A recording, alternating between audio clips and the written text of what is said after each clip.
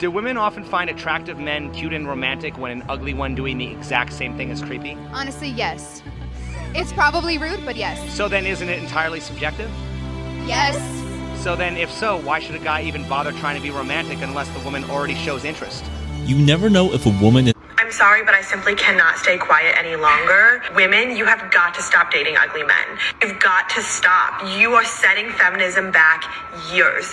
I am so sick of walking down the street and seeing the most beautiful woman I've ever seen in my life with just some guy with a solid 4.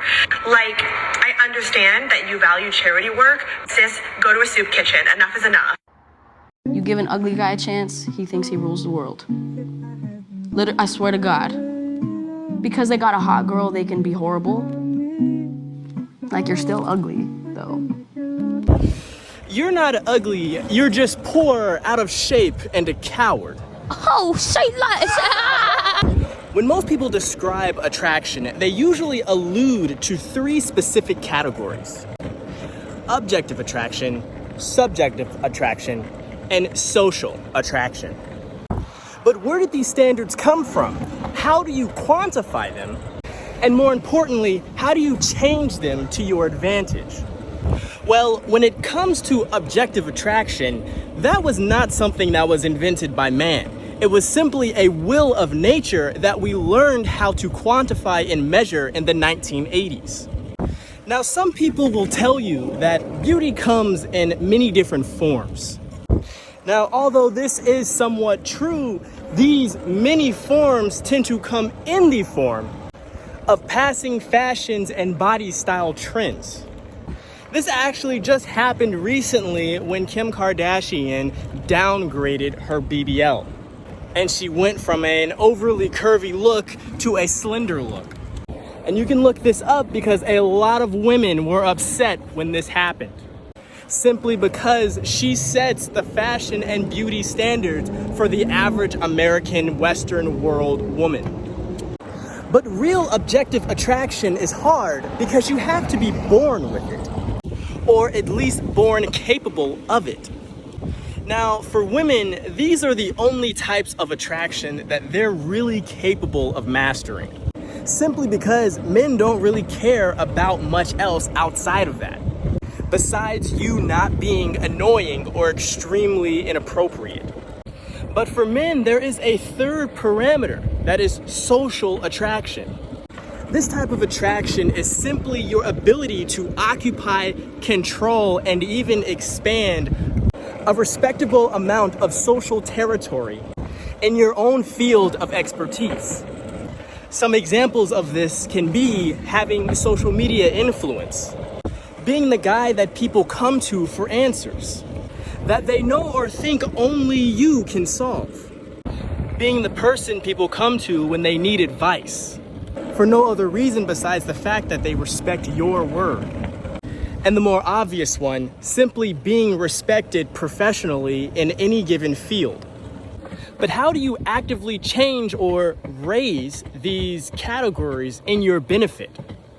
Well, first and foremost, you need to care 96% less about people's opinion of you than you do now. People aren't respecting you simply because they know all they have to do is shit on your ideas to get you to do and act a certain way. They know all they have to do is say and do certain things to make you feel embarrassed. Now, obviously, that's easier said than done. But how do you genuinely learn to care less? Well, you have to reprogram the way you react to certain things. You see, up until this point, you've been programmed and conditioned to react emotionally to certain things that people say and do to you. Now, this is primarily because of your environment and the people you hang around, but it can be reprogrammed through meditation, and only through meditation. Now, before you start imagining yourself sitting on a pillow with your legs crossed and your pinkies touching, meditation comes in many different forms. And although one form is simply sitting or laying down, clearing your mind, and essentially practicing how to center and silence your mind, There are more active ways of meditating, simply because all you're trying to do is get your brain to an alpha frequency.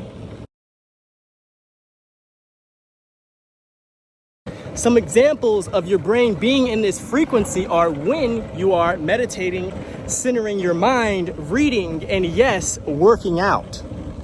All things that you are more than capable of doing in less than 2 hours every day.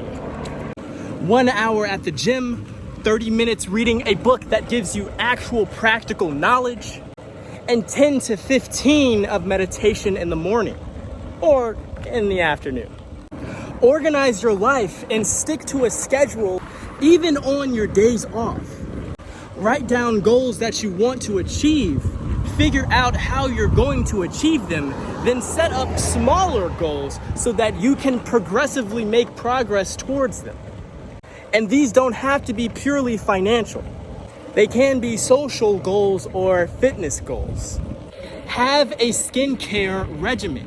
It doesn't have to be complicated. Keep it simple. Find a cleanser, find an acid, find a lotion, use deodorant. It's not hard. It takes 5 minutes in the morning, takes 5 minutes at night. And last but not least, move out of your hometown. So far, you haven't accomplished much with your life because of 2 reasons.